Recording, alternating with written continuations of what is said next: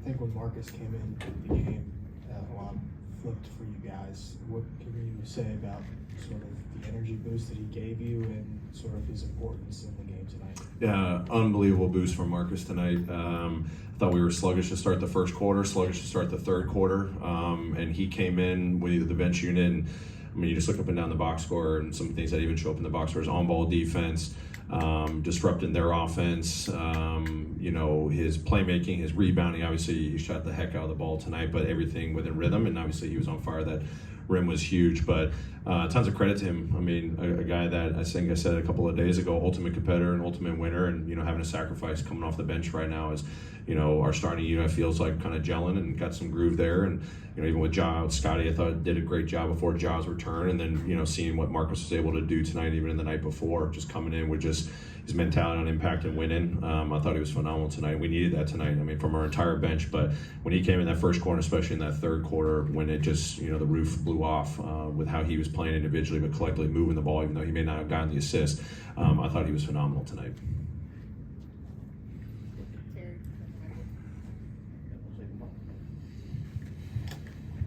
Coach, I know it's like a broken record, 7 guys with double figures, 72 points off the bench. Consistency, how can this go consistently game to game? I mean, every different night you're, going to need something, from your depth. Obviously guys are going to have their off nights or struggles or whatnot, and that's why we just got to lean on each other. I'm proud of the depth that we've been developing the first, almost 20-ish games here for a lot of various reasons. Trying to find chemistry is huge, but as I've been saying, it doesn't matter who's in or who's out. Don't let down how hard we've got to play, how fast we got to play, how relentless we are. Outside the start to that, first quarter in particular, I thought our defensive activity was phenomenal, and we're getting contributions from a lot of different guys. Point of attack defense, our rotations are tightening up, on the defensive side and offensive. When you have not just multiple guys scoring, but I always refer to how many guys have at least 2 assists. 31 assists as a team, how guys are playing fast and doing the unselfish things. You run, you actually open up your teammate for a shot, and that clicking with our guys and them embracing that, is really powerful for what we can do night in, night out. You don't know what you like to think you had a crystal ball, but tonight was a great example. With our starting unit, a little bit of struggles, and then our bench comes in and is phenomenal, and hopefully we can get that great balance, with our depth moving forward. With Jake LaRavia, you're talking about the bench. Feels like he's kind of been one of your more consistent guys throughout the season. What have you noticed from him? And then in particular with tonight, like you were talking with Marcus, seemed like he gave you a big jolt as well. Yeah, I mean, I think the intent that Jake's been playing with, a lot at the 3, but then sometimes at the 4, he's just playing with an aggressiveness that I love on both sides of the floor. He's one of our best downhill guys that can touch the paint when he's playing on, airtime decisions, we're calling it, those closeout reads. And obviously tonight for him to have a good shooting night, is really encouraging, hopefully a boost for him. One of our best cutters off the ball, one of our best, offensive rebounders. And then, I think he's shown some more growth over the last couple of weeks on ball defense.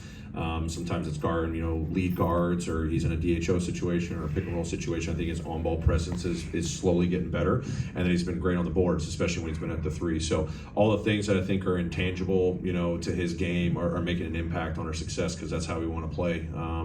So overall, I just love the confidence he's playing with. Marcus, as I said, was great tonight. I thought Jay was great tonight. Luke, even though not knocking down some shots, I thought his defensive on the ball effort was pretty good. So we can contribute in a lot of different ways, and I'm glad, going back to Jake, how he's doing in a lot of different ways, both offensively and defensively. I want to go back to Marcus for just a second, because you can look at the box score, but I think he feels like the type of player that does a little bit more than that. Can you just explain what it means as a coach to have a veteran that's played in the league 10 years, be a part of a team with a lot of inexperienced guys as well? Yeah, sure. I mean, when he's playing with that energy, that effort, it sets a tone. I know I use that cliche phrase, but I felt like when he came into the game, just his first couple of possessions, whether it was playmaking, knock down a shot, but especially on the defensive side, we've been getting that out of Scotty and Jalen. You've got, Marcus' capability, and obviously what we can expect when Vince comes back, and then that challenges Ja to do and challenges Dez to do, and we know what Jaren's capable of. It's just infectious. And I thought tonight what Marcus did, just with the tone setting on the defensive side, pushing the pace, being unselfish, moving the ball, being rewarded for ball movement of his own, knocking down shots. his communication with his teammates. And you saw the fire that he had, some of his celebrations, like that stuff matters. I mean, it gets the crowd going, it gets his teammates going. It just kind of built momentum throughout the rest of the group when the starters come back in, or mixed lineups, and as we're figuring that out, how we finish halves and games. But overall, I mean, he had a huge imprint on this game. Hey Taylor, just up the back here, 4 straight wins, the most consecutive you guys have had this season. What do you put that down to?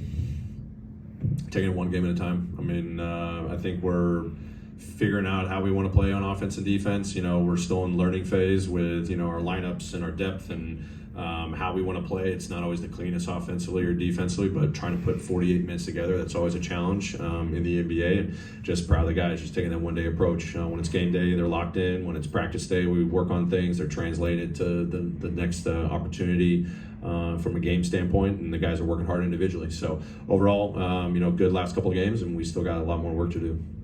And then just, do you notice when the We Want Yuki chant starts? And if so, does that kind of change whether you're thinking about putting him in or not? No, I mean, obviously, I think I said it a couple of weeks ago. I mean, I definitely hear it. I love how our fans have embraced him, and he's just been so great in our locker room, on the court, taking the opportunities, especially with the hustle, to continue to develop. He's a scrappy player, and, obviously our team being able to put, the game into positions where he can get out there and play. He's always got to stay ready. You never know in this crazy NBA season, but when he gets that opportunity in game, I'm glad he's making the most of it. And, going back to how our fans and obviously how his teammates are embracing him is awesome. Great. Thanks, everyone. Happy Thanksgiving.